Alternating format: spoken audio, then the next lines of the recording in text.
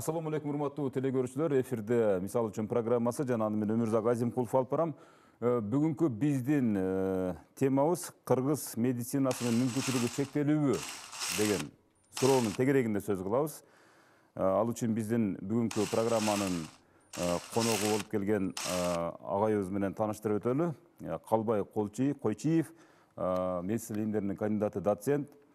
Агай, биздин студиябызга куш келипсиз. Анда эмесе сөз башатынан болсун. Биз ушул кыргыз медицинасы жөнүндө бүгүн учкай кеп кылаардын алдында өзүңүз тууралуу коомчулукка бир аз тааныштырсаңыз, себеп дегенде ушул медицина боюнча акыркы мезгилде кадрдык реформалоо багыты кандай жүрүүдө деген темалар, суроолор да берилип калат. Ал үчүн сиздин убагыңызда, сиздердин убагыңыздарда медицина кандай өрчүгөн, сиз кайсы жылы, кайсыл окуу жайда аяктагансыз, ушул тууралуу айтып берсеңиз, анан сөздү улантабыз. Рахмат, мен Койчиев Калбай Капарович, 1964 жылы төрөлүп, орто мектеп бүткөндөн кийин Кыргыз медициналык университетинин институтуна киргенмин. Ал мурда Фрунзе шаары болчу, азыркы Бишкек шаары. Аны 1982 жылы кабыл алынып, 89 жылы бүткөнмүн. 89 жылы бүтүп, ошол 89 жылдан бери ушул убакка чейин 30 жыл болду. 30 жылдын ичинде медицинанын тармагында врач болуп эмгектенип келе жатамын. Эми врач болуп, практикалык врач болуп, аны менен катар эле биздин областной клиникалык больница, бул клиникалык больница болуп эсептелгендиктен, мен дагы ушундай деп ойлоп, ушу наукага дагы кичине салым кошсом, анан өзүм да кичине наукадан бир тарбия алсам дегенде максатта өзүм деле бир агайларымдын жардамы менен 2012 жылы кандидат диссертациямды жактаганмын. Ал кандидат диссертациям биз орусча жактаган байланыштуу кыргызча эле, орусча эле айтып коеюн. Эми темасы бул эми орусча мындай деп аталат: оценка результативности, паллиативно радикальный метод оперативного вмешательства при язвенной болезни луковиц-веноспецной кишки, осложненной перфорации. Выработанная тактика. Ашказанын ичегесинин жарасынын тешилип кетиши тууралуу болгон, өрчүп тешилип кетиши тууралуу да. Анан кийин ушунун 2 методу бар, дейм, паллиативный, радикальный деп коет, ошол жөнүндө жактагам. Андан кийин бул жөнүндө көп немелер чыккан, баягындай эмгектерим чыккан. Азыркы учурда бул боюнча токтотуп койбостон эми докторлук диссертациябызда буюрса жүрүп атат, болуп атат, аны дагы эми мындай өзүнүн угунда кетип атат. Канча илимий эмгегиңиз бар ушул? Азыркы учурда 15тен ашкан илимий эмгектерим бар. Баягындай научный илимий эмгектерим 15тен ашыгыраак. Илимий, теориялык, практикалык. Атайын окуу жайларда колдонма адабияты катары дагы. Колдонма адабияттары катары 2-3 методический указаниялар бар, менин артымдан чыккан. Анан эми калганы эми докторский немеге байланыштуу. Ушул 30 жыл ушул практикалык ишиңизде ошол теорияны да таштабай алып кетүүнүн жыйынтыгы менен азыр докторлук диссертацияны жактоонун алдында турат экенсиз да. Ошол эң баягы бизде эң орчундуу делген ушул ашказан оорулары, мисалы, ушул ичеги оорулары, өзүнчө мына боордун циррозу деген оорулар акыркы мезгилдерде өзгөчө эгемендик алган жылдардан баштап өтө өнүгүп кетти, өрчүп кетти десек жаңылышпайбыз да. Бул чындык. Кыргыз медицинасында мына сиз ушул медицина өкүлү катары ушул эмне себеп болуп атат деп ойлойсуз? Мисалы, биздин ошол сиздердин мезгилдердеги күчтүү медиктерден кийинки өсүп келген медиктердин же болбосо медицина өкүлдөрүнүн алсыздыгы катары санасак болобу, же бир социалдык шарттарга же экономикалык шарттарга байланыштуубу? Жок. Өзү негизи бул оорулар болуп келген, мурдатан эсир убагында деле болгон. Болуп келген оорулар. Азыркы учурда эми мындай кездешип атканы, мына сиздин сурооңузга өсүп кетти, мурдакка салыштырмалуу дегенге мен башкача ойдо карайм. Себеби азыркы учурда ооруларда мурдакка салыштырмалуу сиздердин көз карашыңыздар менен мындай өсүп аябагандай көбөйүп кетти дегендей туюлуп атса керек. Анын бирден бир көп себептери бар. Бир себеби болуп азыркы учурда диагностика өнүккөн аябай. Диагностика өнүгүп, ага мына аппаратуралар, технологиялар өстү. Ушундай оорунун дартымырда бизде аппаратуралар жетишсиз немелер болот турган болсо азыр өнүккөн убагы. УЗИнин жогорку сапаттуу мындай чыгарылган үлгүдөгү аппараттары бар. Аны менен оорун так аныктаганга, мурдакы салыштырмалуу так аныктаганга болот да. Ошонун негизинде мен ойлойм, ушул оорулар мурдакка салыштырмалуу диагнозу аныкталуусу боюнча мындай тез жана ылдам өз убагында аныкталып калды десем мен жаңылышпайм. Ошонун негизинде ушул оорулар азыркы учурда көбөйдү деп дегендей сезим туюлуп атат да. Бирок негизинен көбөйүп кеткендиги деле жок, бирок оорулардын өзү түрүнүн көбөйүшү мисалы. Түрү көбөйбөдү, оорулардын өзү көбөйүп кетти. Кээ бирки оорулар өзү көбөйдү. Мурда уктап жаткан оорулар азыркы мезгилде ойгонду. Азыркы учурда уктап жаткан оорулар көбөйүп кетти десем жаңылышпайм. Бул экономикалык, социалдык шарттарга байланыштуу болушу мүмкүн. Экономикалык шарттарга байланыштуу, түздөн түз байланыштуу оорулар да бар. Медицинадагы идеология кандай болуш керек ал үчүнчү? Мисалы, башка чет мамлекеттерге барсаңыз, көбүнчө баягы жайылткан маалыматтын 80%-ине орун берилет. Бул спорт, медицина тармагына, сергек жашоогочу. Бизде кандай идеология жүрүш керек? Ушул балким ушул медицинадагы идеологиянын туура эмес жүргүзүлүшү.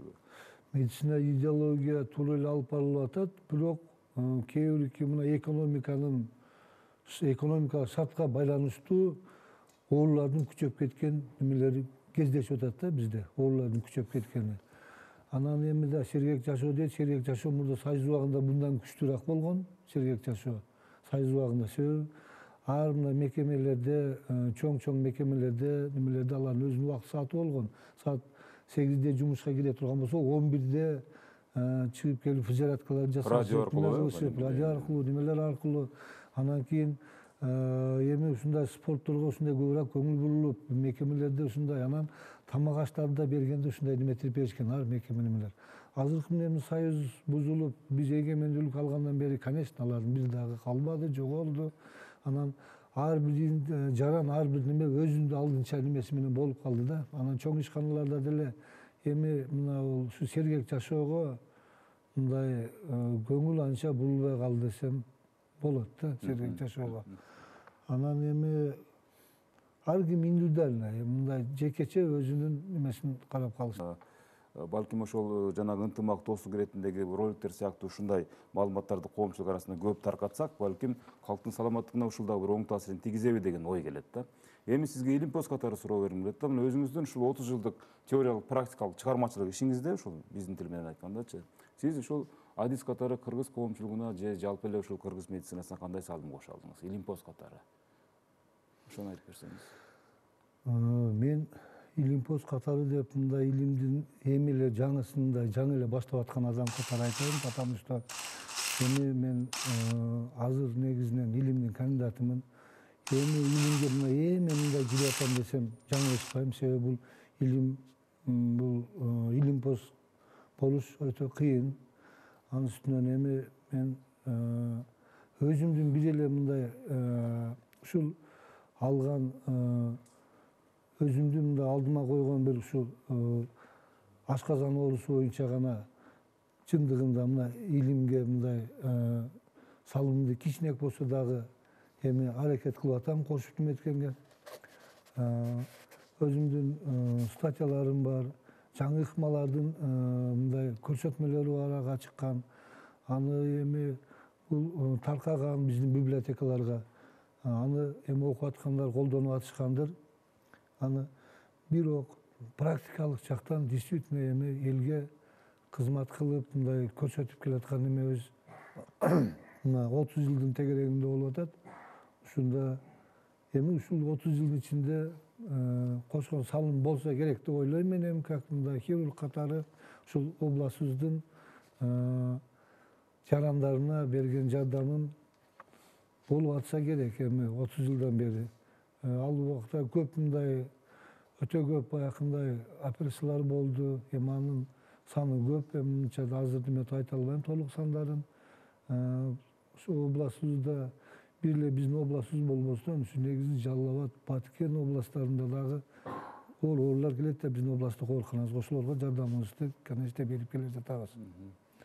Мисалы дегени мындай да, мисалы ушул ашказан оорулары боюнча өзгөчө мындай баягы окуялар көбүрөөк мына элет жерлеринде катталат да. Мисалы ошол эле баягы гигиенаны сактабагандыктанбы же башка дагы бир социалдык шарттардан баягы муктаждыктардын чектелүүсүнөн мисалы.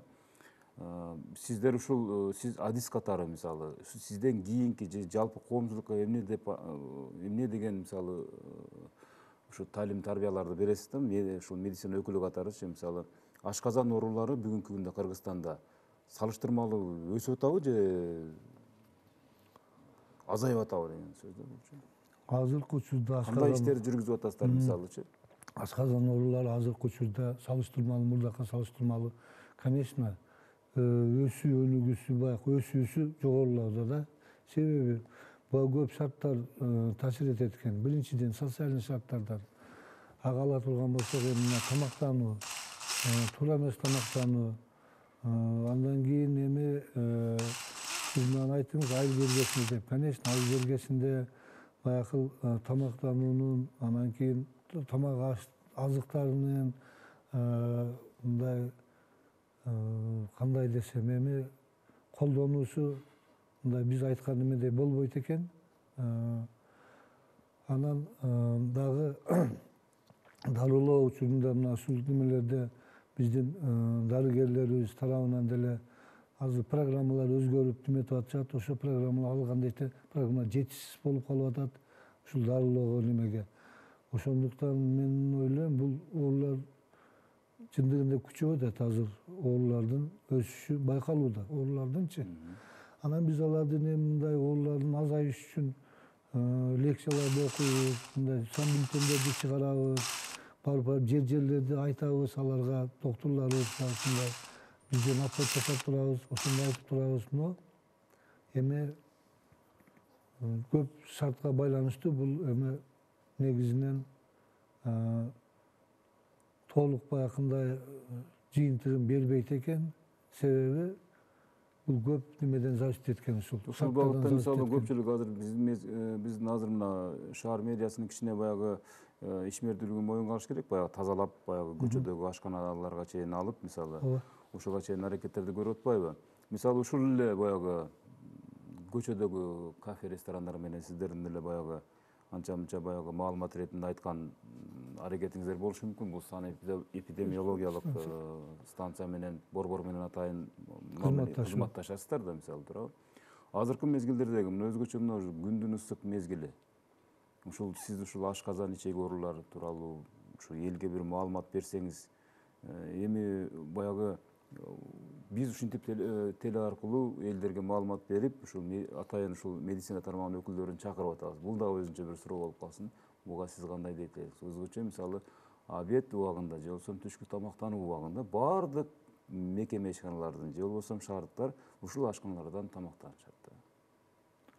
Туура айтасыз, азыр ашканалар көп. Анан алардын контролу кандай жүргүзүлүп атат, бизге деле толук маалымат жок. Тамак аштары кандары, алардын санитардык абалы кандай экенин эми кээде билебиз, көрүп деле жүрөбүз. Анча-мынча биздин баягы ашканаларыбыз туура келбей калат, талапка туура келбей калган учурлары бар, катталып атат, алар текшерилип атат. Бирок мен азыр эле айтып кете турган бир мындай немем, эми тамак ашты баягындай ушундай ысыктын күнү биздин шартта, биздин климатта ушундай күн ысык, аптап неме болуп аткан учурда анын аябагында этияттык менен, кылдаттык менен жеш керек. Себеби ал жерде условиясы барбы, биринчи киргенде караш керек, холодильник иштеп атабы, кандай неметип атат, ал жерде шарты кандай экен. Анан эми көпчүлүк учурда бул туруп калган тамактар, немелер кайтылып берилип калышы ыктымал. Ошон үчүн өтө этият болуш керек биздин тамак аш немеси, мындай столовыйларга немелер киргенибизде. Эми бирок булар көзөмөлгө алынган санэпидемия службасынан. Менин айтарым эле ар ким адам өзүнө бир мындай этияттык менен мамиле кылыш керек тамактанууда. Себеби бул тамактануу биздин жашообуздун Эң бир болгон бир немеси да мындай биздин булак катары эсептейм. Ошондуктан бул аябагандай ар бир адам өзү мындай кылдаттык менен мамиле кылыш керек тамактанууда. Ушул 30 жылдык өзүңүздүн ушул ишмердүүлүгүңүздө сиз чет мамлекеттерге деле чыгып келген чыгарсыз, мисалы башка мамлекеттерге. Салыштырмалуу биздин медицинаны кантип салыштыра аласыз, мисалы?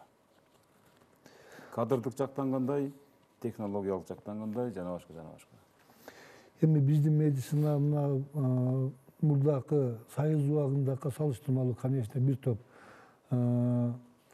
жакшы алдыга жылыштар бар десем жаңылышпайм. Бирок ошол менен катар эле биздин медицина, конечно, башка зарубеждик немелерге салыштырмалуу биз көп эле артта калып кеткенбиз. Себеби мен Кытайга барып келдим, договор түзүп, мына Кытайга мурдакы директорубуз болуп барганбыз биз. Үрүмчүгө, андан кийин Пекинге чейин барып келгенбиз. Алардын больницасы менен сотрудничать этелик деп экөөбүз ушундай немеде бардык элек через консульство аркылуу. Ошол жерде көргөн бир пример эми Кытайды айта берейин. Мына бизге жакын турган Үрүмчү, чоң шаар.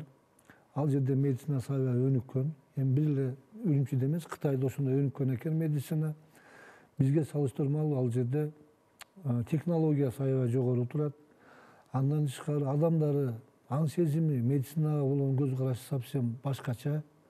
Алар өз убагында мындай мурда бизде Союз убагында болчу эле профилактика деп көрүнүп турган. Азыр бизде ошол жоголуп кеткен. Бизде качан ана ооруп неметип калганда ана неметип келишет экен. Кытайда болсо башкача экен такыр. Өз мындай жылына 1-2 жолу профилактический өздөрүн көрсөтүп турушат экен. Ооруйбу, оорубайбы, независимо андан көрсөтүп турушат экен. Анан ал жерлерде аппаратура ушунчалык жетишкен. Ошо аппаратуранын жетишкендигинин негизинде жана алардын баягы өздөрүнүн мындай такталып, мындай киргизилген ыкмалары полностью өздөрүнүкүн колдонушат экен. Анан эми чоң государство, конечно, буларда медицина аябай өнүгүптүр бизге салыштырмалуу. Бизде эми мындай Союз убагында калган медицина, биздеки мына российский в основном, пророссийский деп коет. Неметкенде ушул орус өкмөтүнөн калган бизге медицина келатат азыркы убакта. Эми, конечно, бизде эле кыргыз медицинасы деле ордунда туруп алган жок. Өтө көп мындай немелерди жумуштар жасап атышат биздин медицина мына министерствобузда. Ушу медицина алдыга жылсын деп. Ага эми государствобуздан дагы мамлекет тарабынан да аябай көп жардамдар керек экен. Мындай техника менен камсыздоо, дары-дармектер менен өз убагында үзгүлтүк келтирип берип, анан кийин дагы бир көйгөйлүү немебиз, биздин жаш балдарыбыз, баягы азыркы бүтүп келген немелерибиз мындай чет жактарга чыгып окуп келгенге, неметкенге, анан кийин мындай неметип келгенге шарттары жок, өздөрүнүн акчасын, тажрыйбасын өнүктүрүп келгенге. Анан ошол учурда эми ал финансовый жакка байланыштуу болот экен. Ошондой өнүгүп окуп келсе, конечно, бизге жаңы ыкмалар да кирип калмак. Башка жактагы зарубеждеки же болбосо ближний зарубеж деп коебуз, мына СНГ мамлекеттериндеки жаңы немелер кирип калмак. Ала турган ушул эле мына Казакстан. Бизден мен жаңылышпасам бир топ медицинасы жогору десем жаңылышпайм, себеби ал жакта аябай көбүрөөк неме колдонулат экен. Акчаны да көбүрөөк выделить этет, анан кийин алардын аппаратурасы да мына Алмата бизге салыштырмалуу, биздин болбообузга салыштырмалуу аябай жогорку деңгээлдеги, жогорку технологиядагы аппаратураларды колдонушат.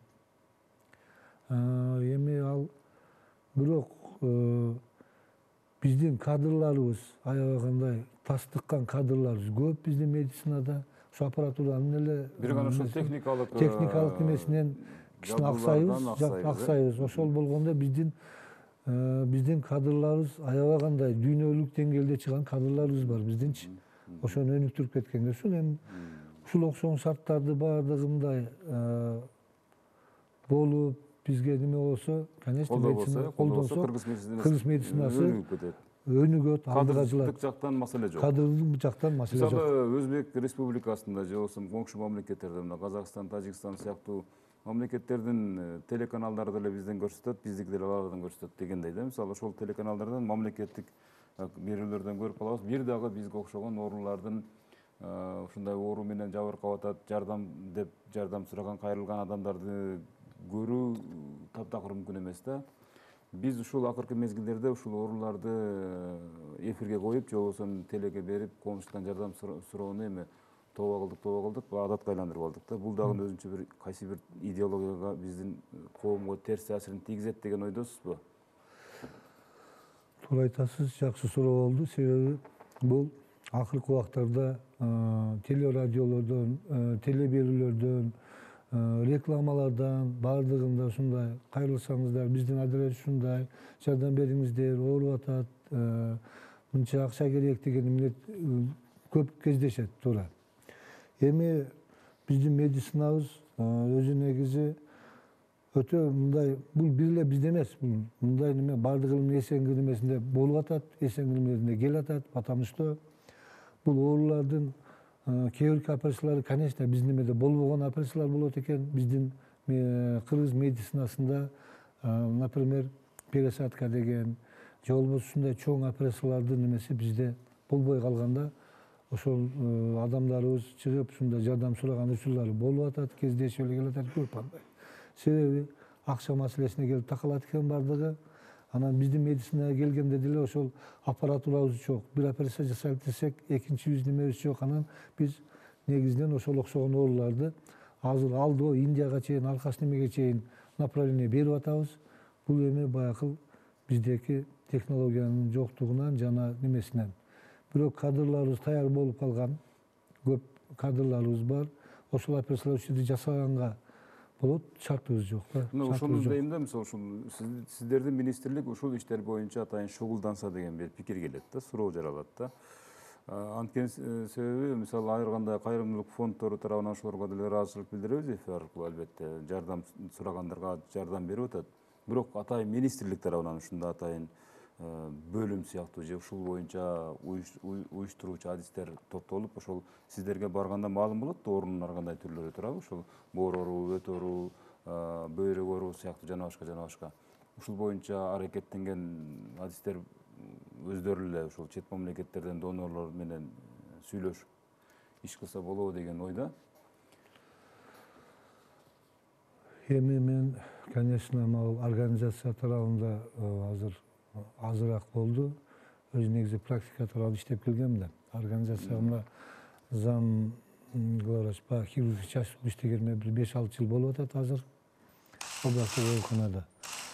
Бул көйгөй чындыгында көтөрүлүп эле келатат маселе. Министерствобузга билет, алар деле ушунун үстүнөн иштеп келатышат. Но эми дагы эле келип акчага такалып атат, акчага. Анан экономикабыз өтө жогору болгондо биз мындай мүмкүн бул көйгөйлөр давно жок болуп кетет эледир. Анан эми чындыгында ушу экономикага байланыштуу мына социалдык оорулардын да көбөйүп кеткендигинен болуп атат да бул. Социалдык оорулар. Бир эле ооруну алайын, эхинококкоз деп коет. Боордун эхинококкоз оорусу. Альвеококкоз оорусу. Ушул оорулар мурдакы биздин Союз убакка салыштырмалуу өтө жогору деңгээлде көбөйүп кетти да, өрчүп кетти да. Анан бул оору эми негизинен өчүп кеткен учурда биздин кыргыз медицинасы колунан келбей калат экен да, жардам бериш. Только дары-дармекти гана беребиз, аны операция кылып же пересадка кылыш, конечно, биздин андай шартыбыз жок. Техникалык маселе жаралбаганда муну ушу Кыргызстанда деле жасай берет. Жасай берет эле. Бирок эми биздин колдон келген баягы операцияларыбыз бул жерде жасалып келатат. Азыр Бишкекте бар центр, Ош областтык ооруканада бар центр, как раз ушул боор ооруларынын алдын алуу жана аларга жардам берүү жөнүндө аябагандай көп жумуштар аткарылып атат. Бишкекте националдык госпиталда профессорлор занимать этишет. Бизде областтык ооруканада бар профессорлор занимать этип атышат. Эми биздин шартыбызга ылайыктуу операциялар полностью ушул жерде жасалып атат. Колдон биздин шартыбызга ылайыктуу колдон келгендери. Андан тышкаркы могул жогорку мындай деңгээлде жардам бере турган, же болбосо пересадка, же болбосо бир немеде тургандары жок. Биз аны Ошол мүмкүн болушунча немеге кетип боор атабыз да. ооруларды же болбосо бөйрөк ооруларына бөйрөктөрдү алмаштыруу боюнча адистер ушул биздин Кыргызстандан сиздердей доцент профессорлордун колунан окуп кеткен адамдар да. Моюнга алышыбыз керек мына Индиядан келген башка бизден келген. туура айтасыз. Ушул нерседе да бир маселе бар да, Кыргызстандын медицинасын чет мамлекеттерде демек жогору баалайт экен да, кадрдык жаатында. Себеп дегенде баягы эстерим алдында өзүңүз билесиз, мисалы Кыргызстанда медицина бул Орто Азия боюнча эле эмес, СНГ мамлекеттери боюнча мисалы алдыңкы орунда турган. Эми ушул маселеде эми ал индиялыктар келип өзүнүн жергесине бияктан сиздерден билим алып барып жасап атат, анткени техникалык жактан жетиштүү. Кадрдык реформаны кандай деп баалайсыз, мисалы өсүп келаткан кадрлар кандай өсүп атат? Тиги финансылык жакты эске албаганда. Өсүп келе жаткан кадрлардын негизги мурдакка салыштырмалуу билим алуу деңгээли мурдакка салыштырмалуу эми төмөн десем дагы неметпейт, но эми начарыраак мурдакка салыштырмалуу. Начарыраак мурдакка. Себеби мурда биз окуган учурда полностью мектеп менен камсыздалат элек. Медициналык институт өзүнүн библиотекасы бар эле. Анан кийин бизге баягындай окутканда полностью шартты түзүп берет эле медициналык институтта. Кайсыл жерге барбайлык, кайсы клиникага барбайлык бизге бүт бардыгы мындай немелерди берет эле да, колдоп турушат эле. Азыркы учурда эми действительно мына биздин окуучулардын саны көп. Анан кийин бир областтык ооруканага ала турган болсок, ал жерге бардыгы батпайт, толук немете албайт. Анан биздин базабыз, мына окутуу системабыздын базасы дагы мындай ошол мурдакы медицина институттун базасына деңгээлине толук мындай жетпейт, себеби мындай шарттары да туура келбейт да, шарты. Анан билим берүү неметүү деңгээли, конечно, биздин профессорлор немелери жакшы. Но азыркы чыгып аткан кадрлардын өзүнөн көп нерсе зависить этип атат. Өздөрү мындай окууга болгон немеси кызыкчылыгы аракети азыраак мурдакка салыштырмалуу. Но арасында бар, конечно, андайлар ошо врач болуп иштеп калып атат. Калгандары врач болуп иштегенге мындай немеси. Булардын негизги эле максаты, мисалы дагы бир нерсени айтып коеюн дегеним, азыр бизде күчтүү кадрлар көп. Мына өзүңүз курактагы дагы, сизден кийинки дагы курактагы балдар өсүп келатат. Ар бир медициналык мекемеге барсаңыз, ар бир ушул көзгө көрүнгөн аты чыккан мед персонал же мед өкүлүнүн өзүнүн да жеке менчик борборлору бар дегендей, өзүнүн да жеке менчик сыяктуу эмелери бар. Көбүрөөк ошол жеке менчик өзүнүн клиникаларына кызыккан дагы биздин аны дагы моюнга алышыбыз керек. Мамлекеттикине анча кызыкпаган. Бул жагдайда кандай дейсиз? Бул аргасыздыктан болуп аткан нерсеби деп ойлойсузбу?